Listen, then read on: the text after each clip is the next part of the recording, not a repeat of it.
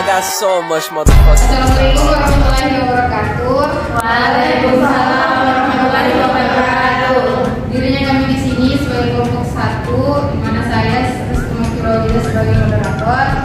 Kemudian untuk presentator pertama ada saudari Andi Hafiani.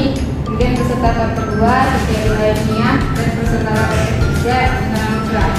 Langsung saja untuk mempersingkat waktu, saya serahkan kepada presentator pertama untuk menyampaikan materi. Baik, saya akan membawa materi itu unsur kebudayaan dan masyarakat. Pertama, unsur pembentuk masyarakat.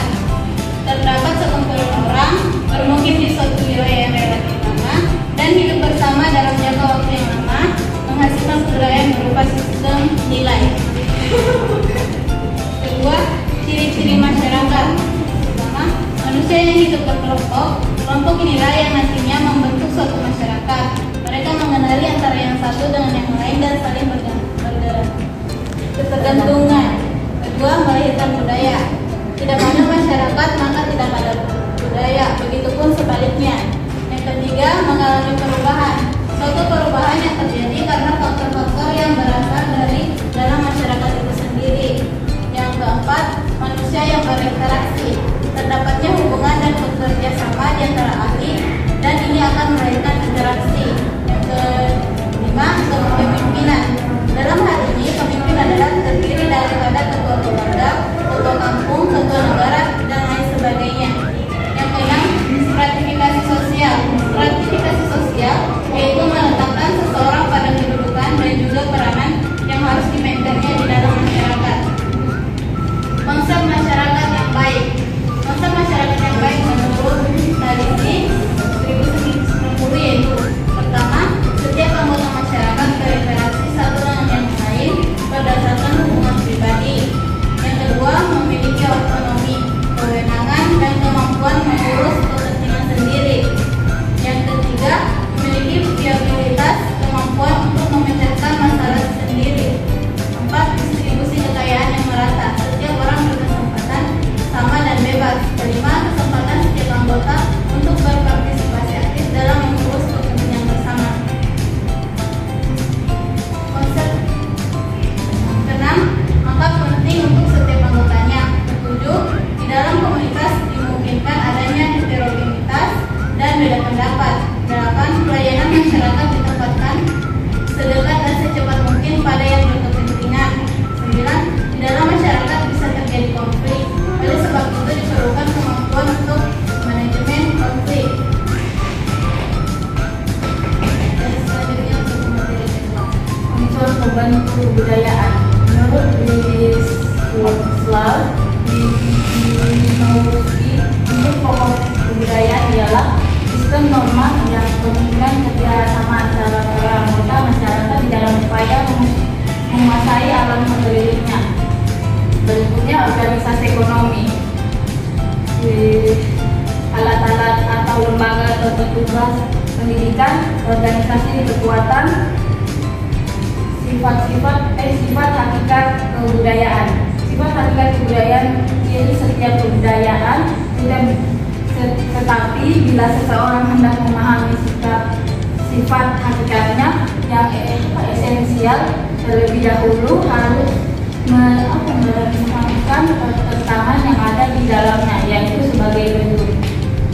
Satu, di dalam pengalaman manusia, kebudayaan bersifat universal. Akan tetapi perwujudan kebudayaan mempunyai ciri khusus yang sesuai dengan kondisi dan situasi maupun lokasinya. Dua, kebudayaan bersifat stabil, di samping juga dinas dan setiap kebudayaan mengalami perubahan-perubahan yang kontinu. Setiap kebudayaan mengalami perubahan atau perkembangan-perkembangan, hanya kebudayaan yang mati saja yang bersifat statis. Tiga, kebudayaan mengisi serta menentukan jalannya kehidupan manusia, walaupun hal itu penting disadari oleh manusia sendiri. Gejala tersebut secara singkat dapat diterangkan dengan penjelasan bahwa walaupun kehidupan merupakan atribut manusia, biasanya namun tak mungkin seseorang mengetahui dan meyakinkan seluruh unsur kebudayaannya. Selanjutnya, hubungan kebudayaan dan masyarakat. Pengertian masyarakat menunjukkan pada manusia, sedangkan pengertian budaya menunjukkan pada pola-pola perilaku yang khas dari masyarakat tersebut. Masyarakat dan kebudayaan sebenarnya merupakan perwujudan atau abstraksi perilaku manusia. Kepribadian mewujudkan perilaku manusia. Perilaku manusia dapat dibedakan dengan kepribadian karena kepribadian merupakan latar belakang perilaku yang ada di dalam diri seorang individu. Persilakan ada pemateri selanjutnya. Baik, yang ketiga, kebudayaan khusus yang nyata mempengaruhi bentuk kepribadian, yakni sebagai berikut. Yang pertama, dasar faktor kedaerahan. Kepribadian yang saling berbeda antara individu-individu yang merupakan anggota suatu masyarakat tertentu karena masing-masing tinggal di daerah yang tidak sama dengan kebudayaan khusus yang tidak sama pula. Yang kedua, cara hidup di kota dan di desa yang berbeda. Perbedaan antara seorang anak yang dibesarkan di kota dan anak yang dibesarkan di desa. Anak lebih berani menonjolkan diri di antara teman-teman dan sikap lebih terbuka untuk menyesuaikan diri dengan perubahan sosial dan kebudayaan yang tertentu. Sementara itu, seorang anak yang dibesarkan di desa lebih mempunyai sikap percaya pada diri sendiri dan lebih banyak sikap menilai. Yang ketiga, kebudayaan khusus skala sosial. Setiap masyarakat akan dijumpai lapisan sosial karena setiap masyarakat mempunyai sikap menghargai yang tertentu terhadap bidang-bidang kehidupan yang tertentu pula. Dengan demikian, kita mengenal lapisan sosial yang tinggi, rendah, dan menengah. Yang keempat, kebudayaan khusus atas dasar agama. Agama juga berpengaruh besar dalam bentuk kepribadian seorang individu. Bahkan adanya mazhab di dalam suatu agama pun melahirkan pula kepribadian yang berbeda-beda di kalangan umatnya. Yang kelima, kebudayaan berdasarkan profesi. Pekerjaan keahlian juga berpengaruh besar kepada kepribadian seorang. Misalnya, kepribadian seorang dokter berbeda dengan kepribadian seorang pengacara, dan itu semuanya berpengaruh pada suasana kekeluargaan dan cara mereka bergaul, perilaku. Demikian tentu lebih dimengerti oleh teman-teman sejawatnya yang mempunyai pekerjaan dan profesi yang sama. Inti dari kebudayaan setiap masyarakat adalah sistem yang dianut oleh masyarakat pendukung kebudayaan yang bersangkutan karena sistem nilai tersebut bersifat abstrak. Baik, itu dia hasil pemaparan materi dari kami. Jika teman-teman yang ingin bertanya, saya persilakan.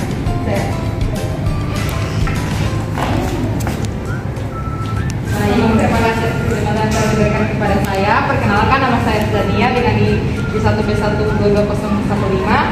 Adapun pertanyaan saya yaitu, bagaimanakah konsep kemajemukan dan pengaruhnya dalam dinamika sosial budaya? Baik, itu pertanyaan dari saya. Terima kasih. Wassalamualaikum warahmatullahi wabarakatuh.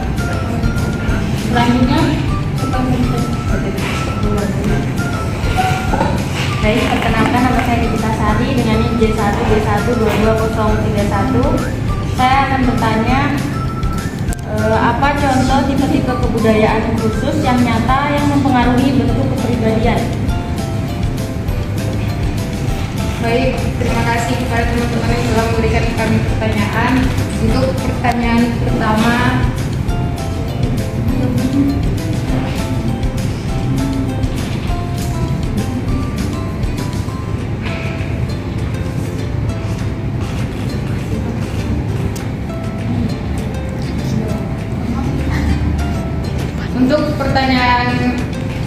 pertama, bagaimanakah konsep kemajemukan dan pengaruh dalam dinamika sosial budaya?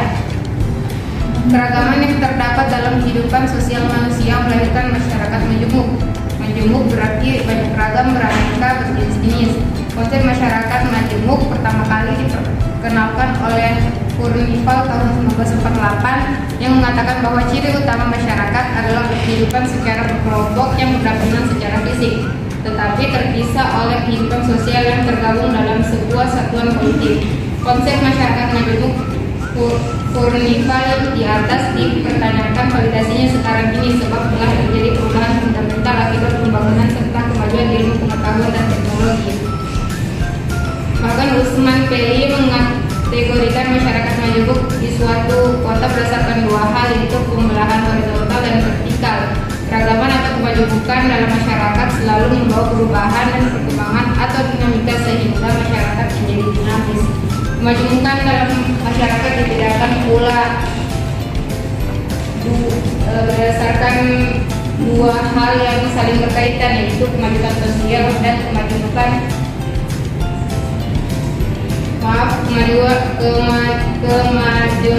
sosial yang berkaitan dengan relasi antar orang-orang atau antar kelompok dalam masyarakat. Sedangkan yang kedua adalah perbedaan kepemilikan barang atau pendapat ekonomi.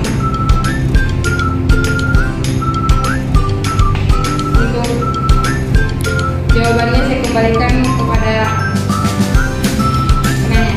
Terima kasih atas jawabannya dan jawaban tersebut. Baik, untuk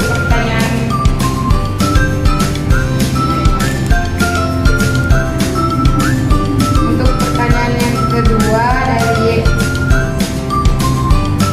saudari kita akan dijawab oleh Suci Adilania.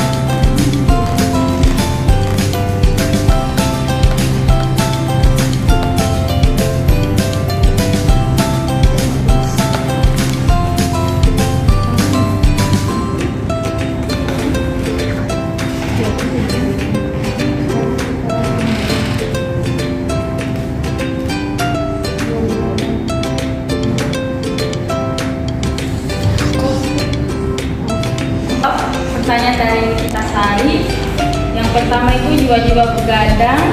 Ciri-ciri tersebut tampak dengan nyata pada orang-orang itu Tapanuli dan Maningkamau. Misalnya dari orang-orang Jawa, banyak contoh lain yang dapat ditemukan atas dasar faktor rasional. Selanjutnya, perbedaan antara seorang anak yang dibesarkan di kota dan anak yang dibesarkan di desa. Anak lebih berani menonjolkan diri antara teman-temannya dan sikap lebih terbuka untuk menyelesaikan diri dengan perubahan sosial dan kebudayaan yang tertentu.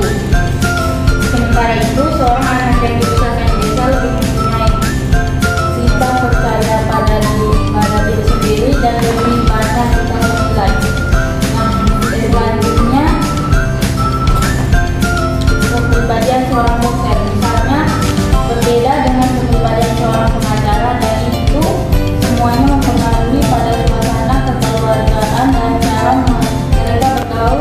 Perilaku demikian tentu lebih dimengerti oleh teman-teman sejawatnya yang mempunyai pekerjaan dan profesi yang sama. Ya, saya mengulangi. Jawaban dari Sari pada penanya saya. Apakah pertanyaan yang kami terima? Baik, jawabannya bisa kami terima. Mungkin itu saja presentasi dari kelompok kami. Jika ada yang salah dan kurang mohon dimaafkan. Terima kasih. Wassalamualaikum warahmatullahi wabarakatuh. Waalaikumsalam.